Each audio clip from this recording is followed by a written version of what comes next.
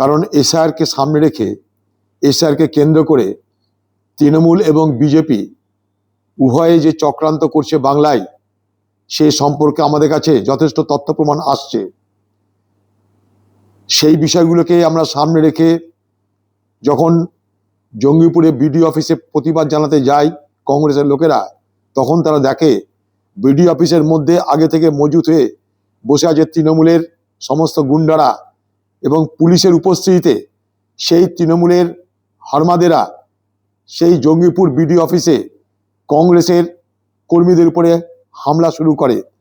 বিডিওর কাছে আমরা আগে থেকে বিডিও অফিসের পারমিশন নিয়ে, বিডিওর অনুমতি নিয়ে আমাদের দলের লোকেরা সেখানটায় ডেপুটেশন দিতে গেছিল।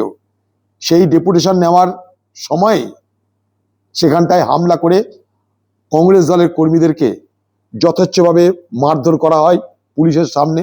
4-5 জন তার মধ্যে হাসপাতালে ভর্তি হয়ে আছেন। এই জায়গায় দাঁড়িয়ে পশ্চিমবঙ্গে এসআইআর এর নামে কি হচ্ছে আমরা দেখতে পাচ্ছি। একদিকে নির্বাচন কমিশন, আরেকদিকে রাজ্যের পুলিশ প্রশাসন, এই দুয়ের সাঁড়াশি আক্রমণে একদিকে কেন্দ্রের নির্বাচন কমিশন, আরেকদিকে রাজ্যের প্রশাসন, তৃণমূলের শাসন, এই দুয়ের সাঁড়াশি আক্রমণে বাংলার সাধারণ ভোটারদের নাভিশ্বাস উঠছে। জেনে রাখুন আপনারা বাংলার মানুষ, তৃণমূলের নেতাদের সর্বশেষ যে বার্তা দিচ্ছে তার দলের নিচু স্তরের নেতাদের, কর্মীদের, সেটা হচ্ছে কি, যে তৃণমূল বাদ দিয়ে, তৃণমূলকে যদি ভোট না দেয় এমন সম্ভাবনা যাদের আছে, সেই সমস্ত ভোটারের নাম তোমরা 7A ফর্মে ফিল আপ করো, যেটা ভোটার তালিকা থেকে বাদ দেওয়ার ফর্ম।